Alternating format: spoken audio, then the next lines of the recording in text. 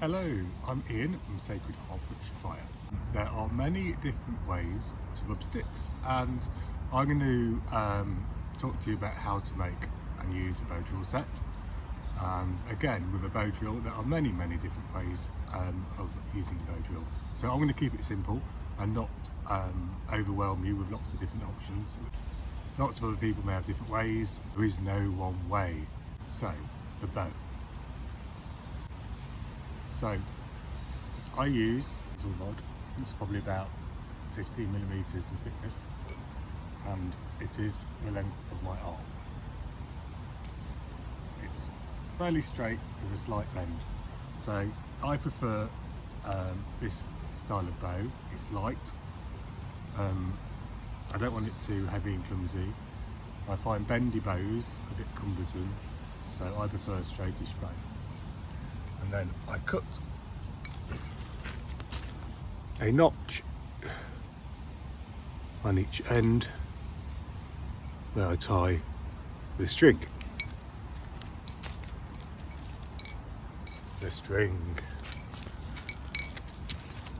This is flax linen cord, I think 5 to 6 millimeters.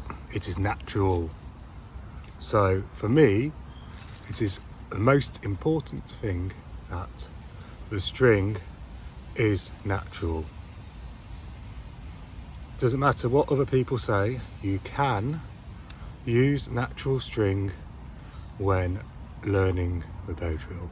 I've taught many people with natural string. Of course, making your own cordage is very different, so I wouldn't recommend trying to make your own cordage when you're first learning. But using shop bought linen cord like this is really good natural cord. Takes a few goes before it will snap. It's a lot stronger than other cords, and you know it will last for quite a while before it will fray and snap.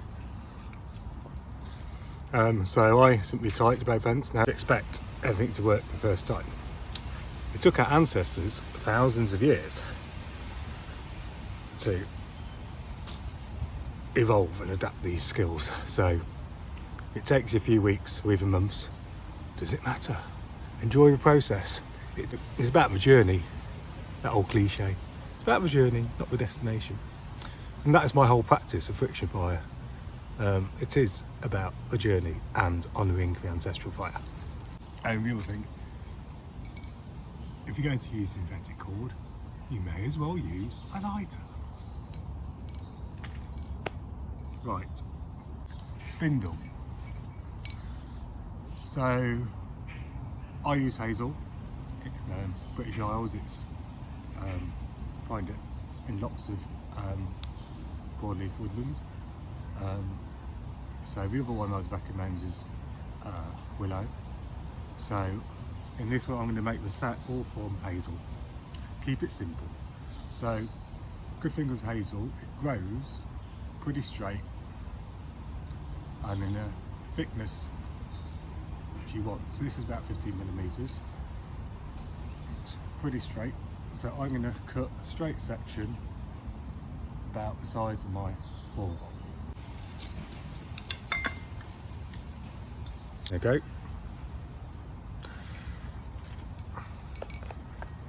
Now with hazel, you can leave the bark on if you like, because it's fairly smooth, or you can strip it. If you've got any bumps, you want to take those bumps off so the string doesn't catch. And then at the bottom, you do want to take the bark off. Round the bottom off.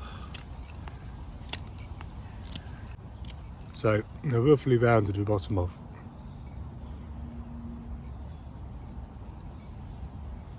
Then top, I want to make it pointed.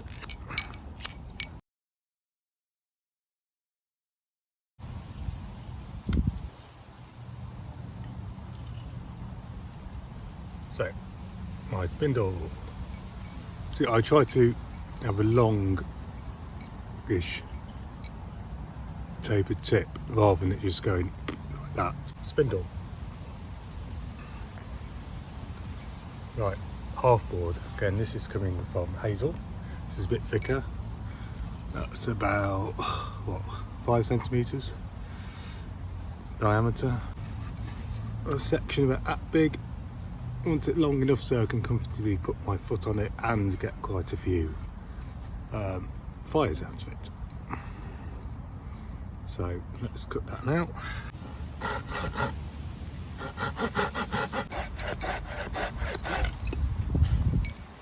So what I haven't mentioned is the quality of the wood. So it used to be dead, not green, dry, seasoned, not going funky. So my spindle, ooh, can't really see that, can you? So it's solid, you don't want it, so it looks pretty solid, not starting to like crumble.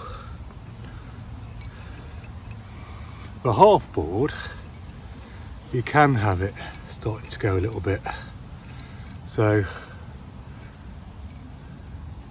can see there is a little bit of spalting in this.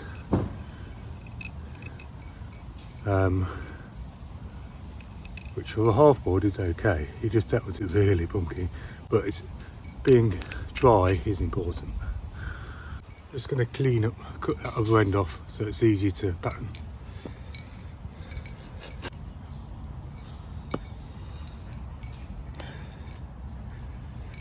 So I'm going to use the other end of a hazel to batten it.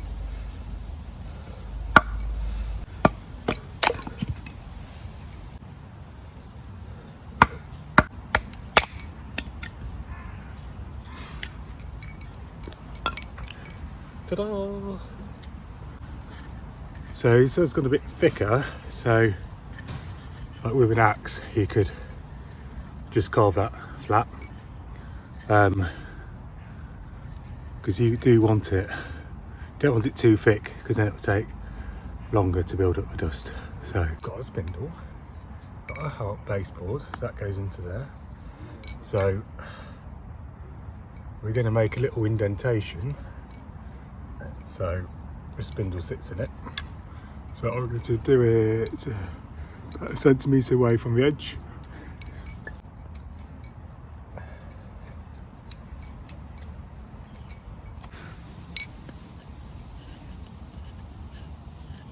So we want to burn that in now.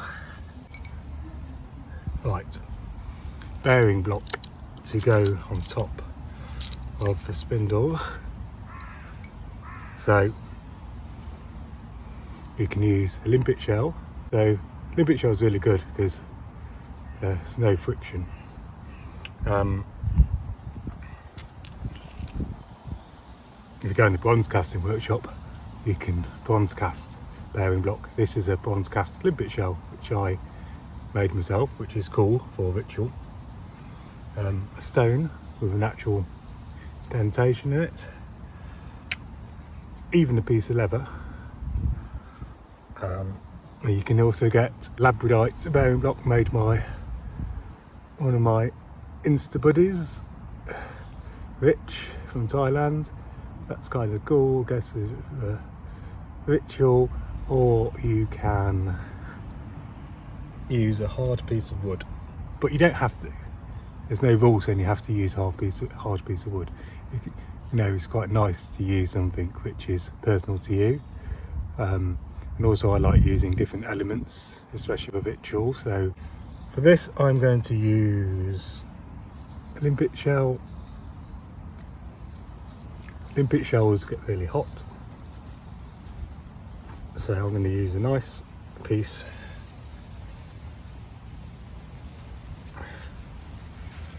of red silk folded over top. Okay, so another thing which may be important is the setup. So I often set up what is akin to an altar. So I have a piece of leather underneath, which is mostly just to keep the damp off. A nice piece of material underneath. This is red silk. and have my Hearth Board. I have my ceremonial bronze forged knife, input shells, stone, we've got a antlerine. I've got my flint knife. Feather, it's looking a bit sorry for itself. Be quite good for wafting the ember. And I have some sprigs of mugwort.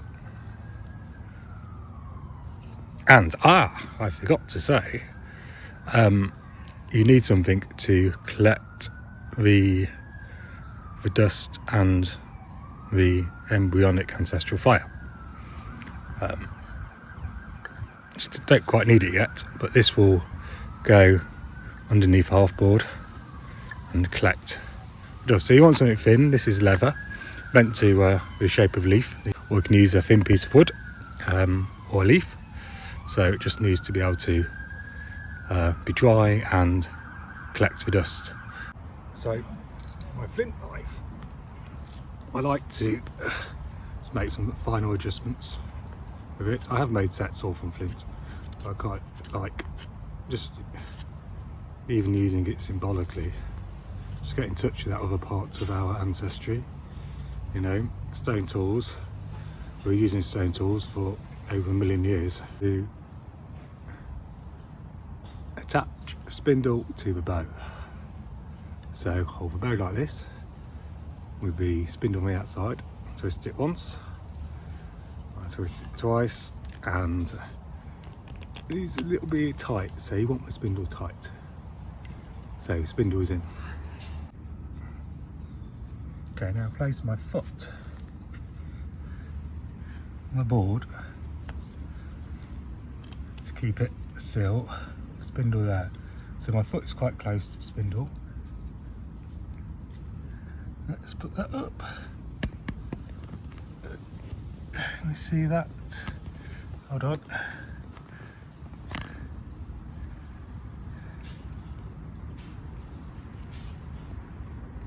So I've got my foot close to the spindle, legs straight, spindle straight. Put the bone block on top, piece of silk on top of that. So my arm is locked around my knee. Look, the arm is locked around my knee. Let's go. Arm secured. Leg vertical.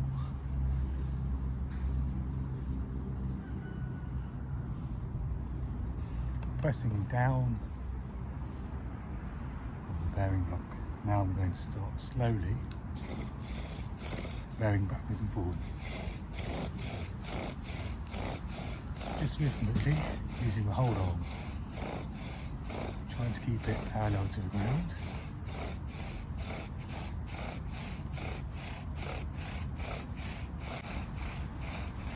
Applying good pressure, trying to use the whole of the bow, just trying to burn in the set.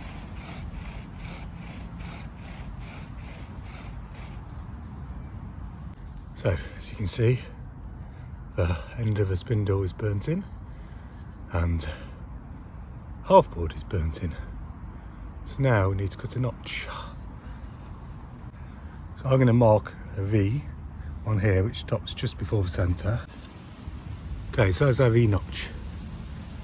You want it to stop just before the middle, otherwise a nipple will form on your spindle. You don't really want that. So we're now ready to try to coax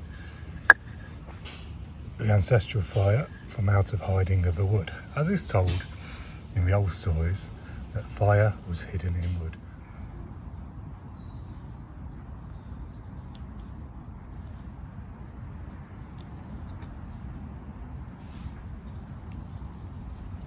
Drill vertical, this leg in line with that leg, arm locked.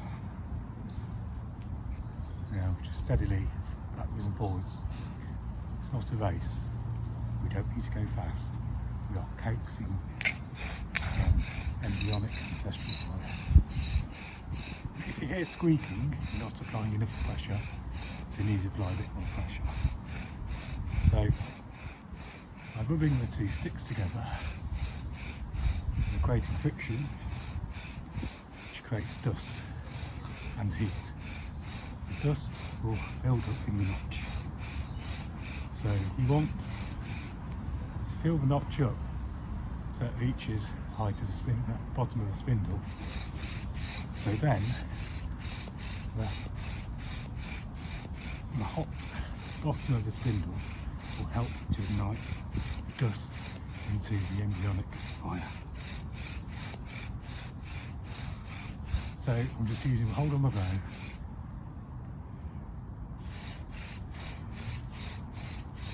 Just going steadily backwards and forwards.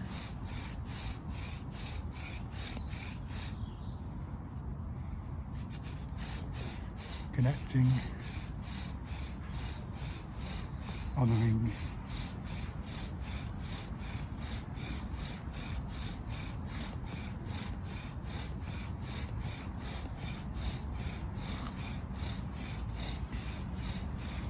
so once you've got the notch,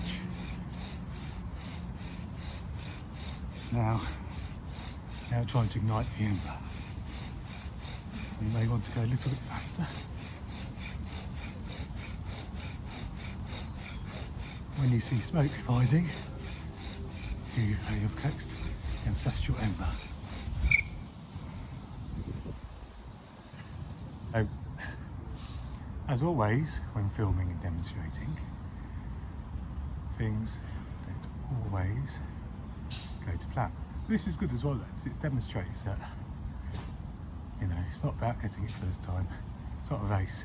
It doesn't really matter how long it takes. Think about it, it took our ancestors thousands of years. You know, it's not always guaranteed that fire will come. So, you know, I honour our ancestors. I honour our ancestral fire. So we're just going to go for a little bit longer. It's a bit more pressure.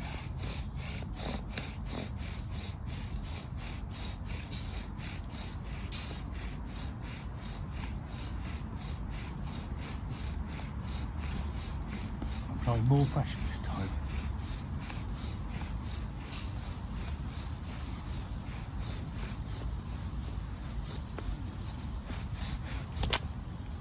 My string is snapped. This is an old piece of string, so now I'm going to replace it with another piece of string. Okay, new string. I'm also just tidying up the spindle tip because it had worn down.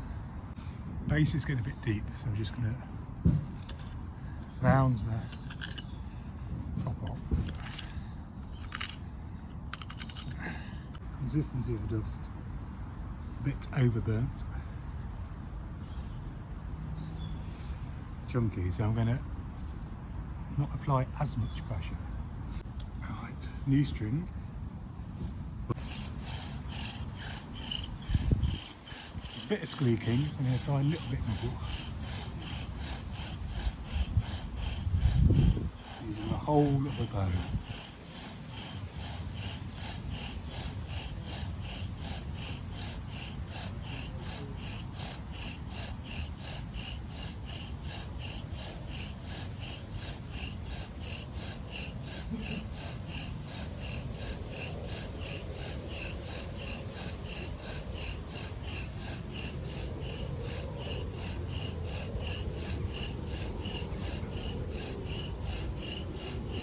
So I'm only applying light pressure this time, just on the cusp. It's squeaking, but not quite.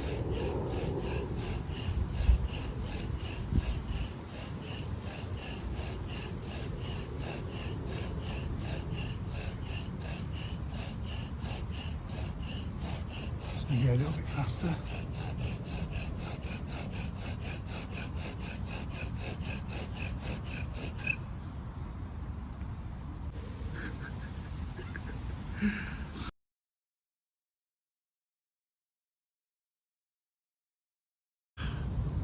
This wood is too damp.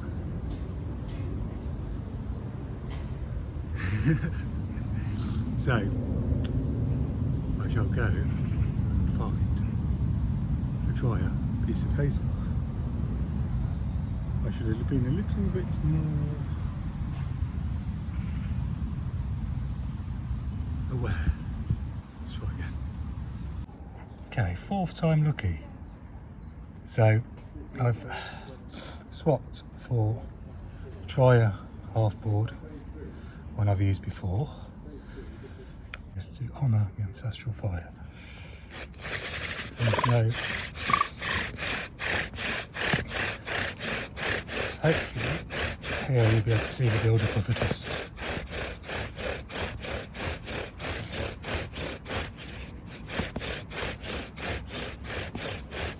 My foot was a little bit close at the time.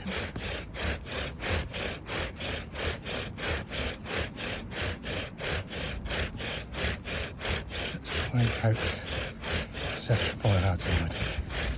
Doesn't like to be wet, does it? Fire.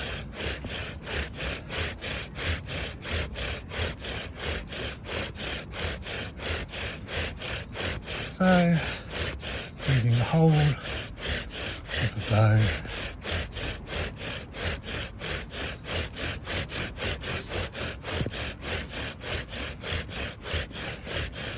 not just for the dust. Now, let's see.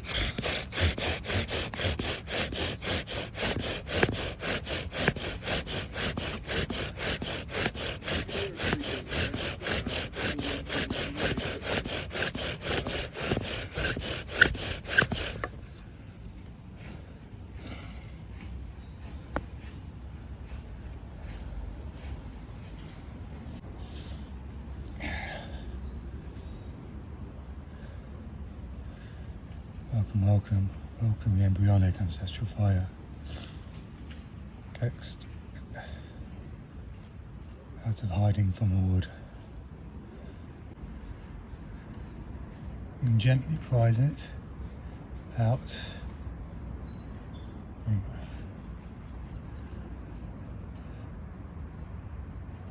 To now give it a moment.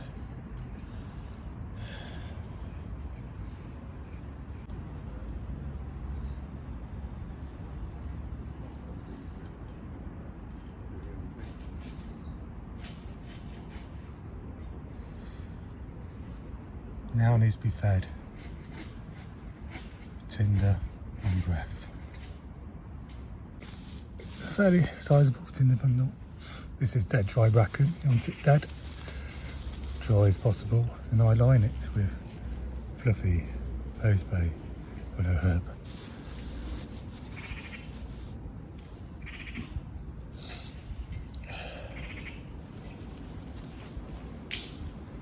Generous amount.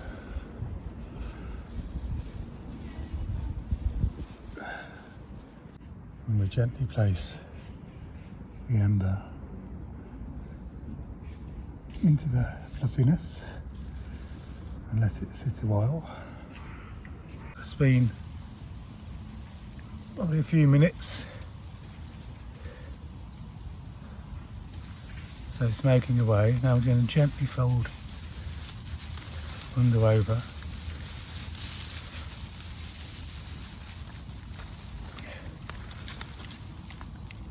Then breathe.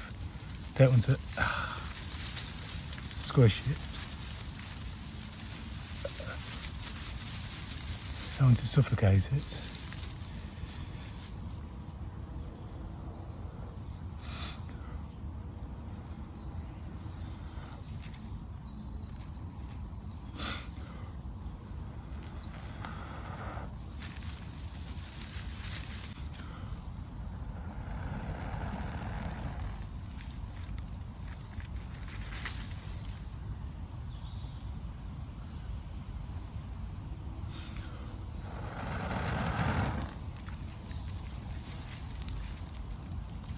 Welcome.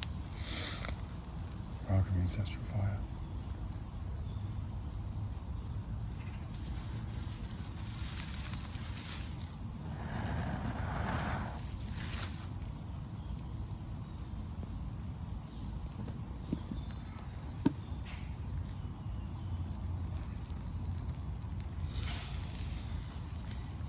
Welcome, welcome, welcome Ancestral Fire.